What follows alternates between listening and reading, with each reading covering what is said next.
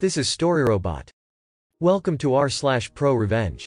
Our story of today is, bridezilla Karen ends up looking like a pauper at her own wedding. It is a long one, so sit tight. I, female 48, have known Pat, female 48, for decades. As far as I can remember, she was fixated on having 5 children and a picket fence dream life. I slowly cut ties with her in college because she was an opportunist and I didn't trust her. She is both manipulative and forceful. Her idea of cute rubs me the wrong way. Pat likes to walk like a penguin when she wants to elicit pity, and she usually does this when she wants to evoke the underdog narrative. I've never seen someone act so despicable and ridiculous at the same time. I moved on with my life. Happily got rid of her for years. Pat eventually found me on Facebook. I accepted her friend request out of politeness. Pat has become the epitome of a permissive mother. Her 5 kids do as they please and she never calls them out. She tried to force a relationship between me and her daughters and made them call me auntie. Pat tried to drop them at my house uninvited. Her phone calls were insistent, she tried to monopolize my time and she began to show up at my job. I created some boundaries so she tried to find loopholes. It was a nightmare. My husband and I hosted a party for the community center, not the real name, new members. The community center is actually a very informal initiative and my husband and I mainly serve the homeless population. We prefer to help strangers instead of catering to potentially narcissistic acquaintances. We don't mind lending a hand, but we have encountered truly dishonest choosing beggars. There are other services, like one of the members who helps women get their wedding and prom dresses for free. The community center location, headquarters, is actually a farm owned by an elderly couple. There is a barn, a venue and a very nice green field with an artificial lake and some fowl. They charge for the use of their facilities, weddings, etc., but not for community-oriented stuff. Pat had always been salty at her husband for demanding that she go back to work after baby number 3. In the meantime, he worked 3 jobs. She demanded he get her pregnant to fulfill her dream of having 5 kids. He didn't agree, because he was already nearly 45 and felt like he might never be able to retire. She got away with bringing new babies into this world anyway.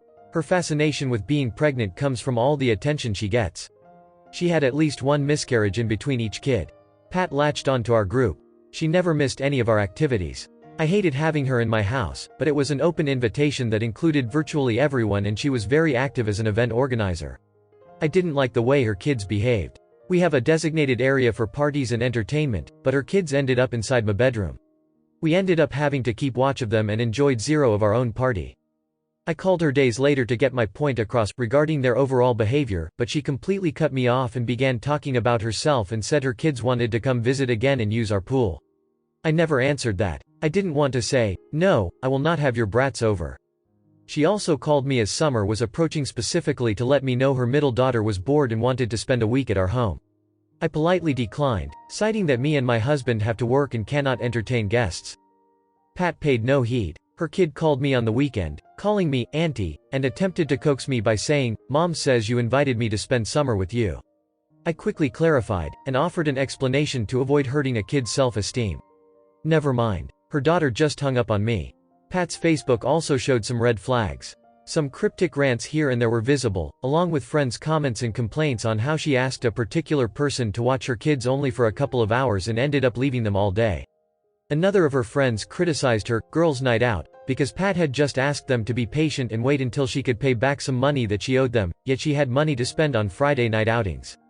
I thought those very public comments on private matters were more like a cry of lost patience. Unpleasant things began to happen. Like the time she volunteered to wrap the Xmas presents for underprivileged kids. We all wanted to create a mix of less costly gifts with really nice ones. Surprisingly, some nice and eye-catching toys and games went missing but turned up under her Christmas tree courtesy of her mother-in-law's FB posts. No one could prove anything but it was hate-inducing. Or the time my daughter called me in tears to pick her up after she attended Pat's daughter's birthday, Casey. My daughter had been ignored all night because she didn't gift her the expensive gaming stuff Casey practically demanded. My daughter did ask, but I said no. We would buy her a very nice and thoughtful present according to her taste. So when I went to pick her up, my daughter was sitting alone in the living room while Casey and her friends stayed outside. Stories about Pat and her family multiplied. The owners at the farm community center decided keep their gates locked unless they had guests or events because Pat got in the habit of driving in whenever she pleased, and it was either her kids screaming and disturbing ongoing weddings, throwing rocks at the koi in the lake or harassing the geese in the yard. Or how she stiffed another soccer mom with the lunch bill and then pulled the struggling financially card. Or how other parents hated her because she created unnecessary hostile competition. When my daughter turned 13, I allowed her to wear my grandma's ring. It's not an expensive piece of jewelry, but it's vintage and girls nowadays wanna look boho. My granny gave it to me when I became a teenager, so I passed it on to my kid so she could wear it on her birth week. It was weird that she became quiet and distracted after that. She also didn't want to go to school and my husband and I became suspicious. She never opened up, and my other kids had no clue. We went to her school but her teachers assured us nothing had changed in her environment. My husband and I suspected she was being bullied but our kid gave us no tools to support her. My kid is very sunny, and very compassionate. She has never had any problems with other kids. I called her best friend's mom. Natalie, my kid's BFF, told us what was going on. Casey, Pat's eldest, and my daughter had become close. I knew this and wasn't too thrilled. I found the age, Casey was 17, gap not exactly inappropriate, but I'd rather see my daughter spend time with friends in the same age range. Casey is very beautiful and a gifted student. She is also very conceited. To make this story short, she asked my daughter if she could try on the ring and refused to give it back. She later claimed that she lost it but would look for it, so my daughter was distraught. My daughter kept asking for her ring and as a result, Casey shunned her and spread the word that my kid was trying to steal her ring. Some kids at school took Casey's side, so now Casey just wore my kid's jewelry to school like nothing happened. If that doesn't qualify as taunting, I don't know what does. My guilt comes from not being able to get my daughter to open up and feel safe telling me the truth. I talked to her and she burst into tears. I was both pained as a mother and furious that some teenage beep was doing this under our noses. I went straight to Pat's car after school. I asked to talk as Casey was about to go in. So I grabbed Casey's hand and asked to see her jewelry. Casey froze and she tried to make a fist, so I became relentless. Casey yelled, "Mom," and Pat struggled to get out of the car. I slid the ring off. Casey has tiny hands and wore the ring on her index finger. First Pat yelled at me. After I confronted her with the engraving on the band, my grandma's maiden name, she argued it was loaned to her daughter by my kid. Then she said she bought it. I paid no heed. I did warn them that I knew Casey had become an abusive friend to my daughter. Pat called me to tell me off. She said she was trying to raise an assertive young woman and I had just messed that up by being overbearing. She never apologized for her thief of a child. Pat's husband, Hank, is what can be described as a doormat. Pat wore him down to a knob. He had no choice but to obey her to keep the peace. She was a bully who actively withdrew affection when he didn't follow her wishes, even in public. So she got kids number 4 and number 5 after a relentless campaign that included leaving him for 2 months. Her pregnancies were a nuisance because she expected to be treated like the only lady who has even been pregnant.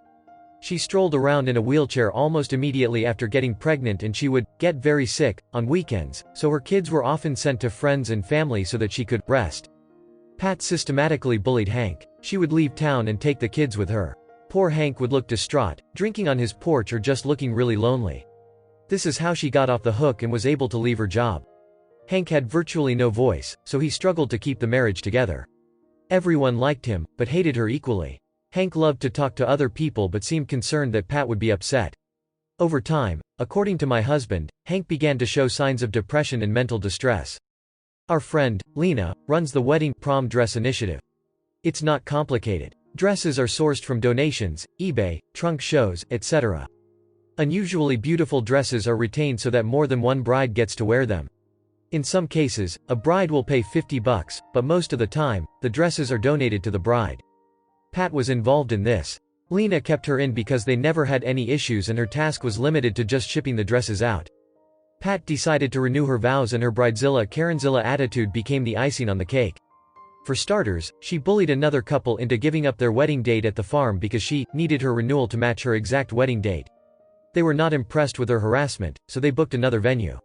As a result, the farm owners were pissed because Pat was already costing them money after she had successfully negotiated a cut in their rate. Because she couldn't afford it but will repay by doing maintenance work around the venue, she never made good on her word.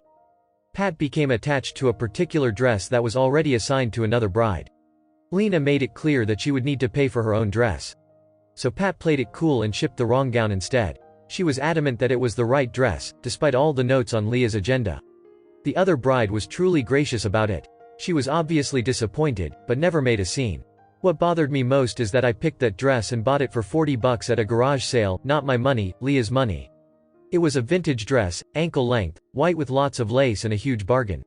Again, When confronted, Pat did a Casey and used the "this is mine" strategy. We felt so bad for the other bride that we did our best to get her something nice to wear. The other bride was a true fighter. She had pulled out of welfare, earned her high school diploma and was working to get on her feet by trying to earn a certificate as an acrylic nail technician. So, her reward was to have some Karen steal her dress. Pat never admitted to messing up, but just by the fact that she claimed it was her dress, we knew. Lena never allowed her in her warehouse again. Their last phone fight ended with Pat bringing up the other bride's past like it mattered, and, "This conversation is over, it's my dress and you are mistaken." That was weeks before the other bride's wedding.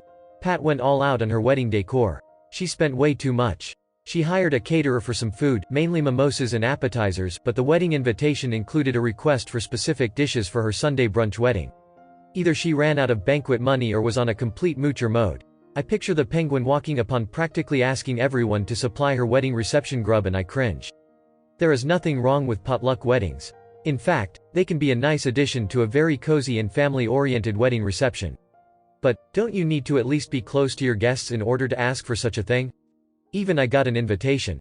I told everyone I wasn't going because I was very uncomfortable being told what to bring and was probably expected to give them a cash gift on top of that.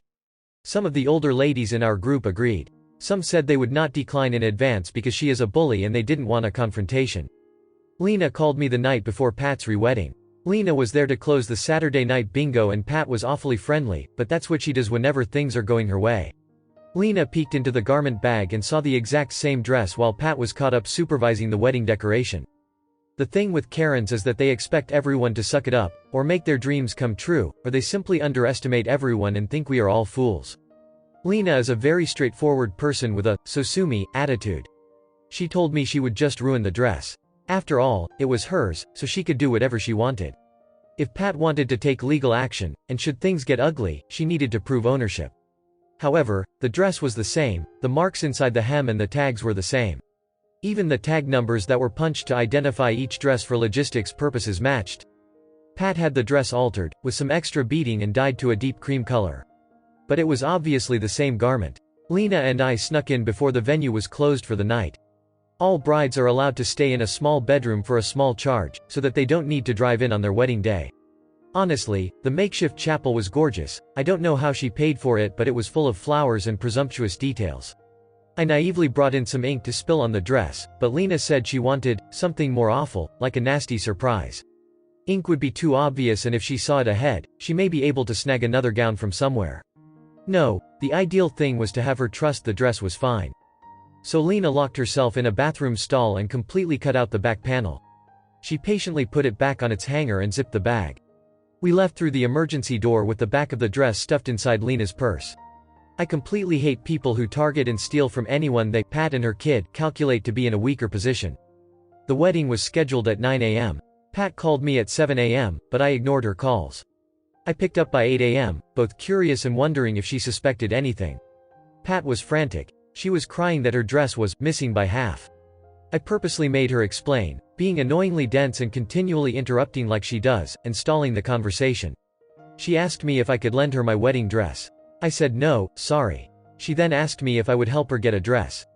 I was satisfied to remind her that the town's bridal shops were closed on Sunday and the others that would open were almost an hour away.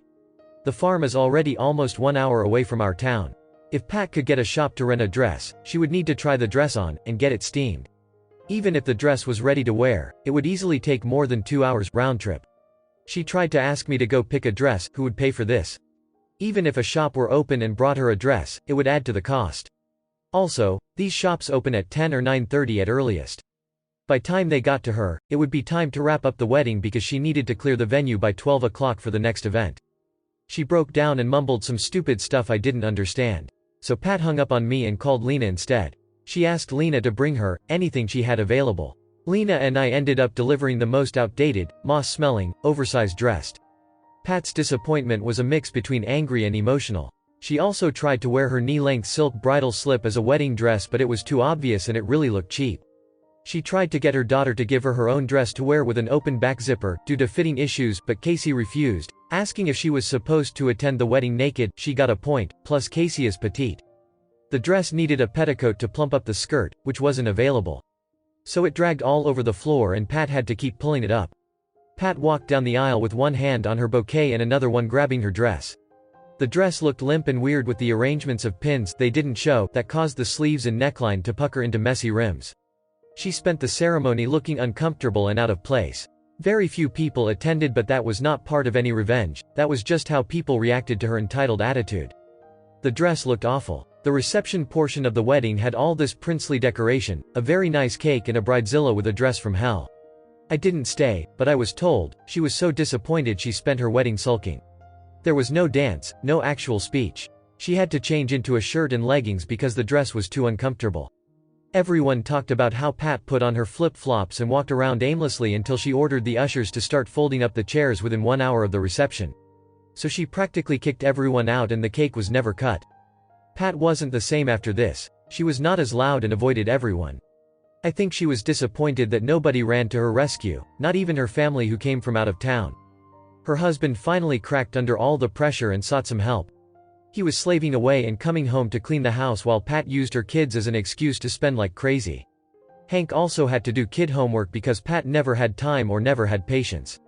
She also refused to get a part-time job so her kids could attend an after-school and get help with their school stuff.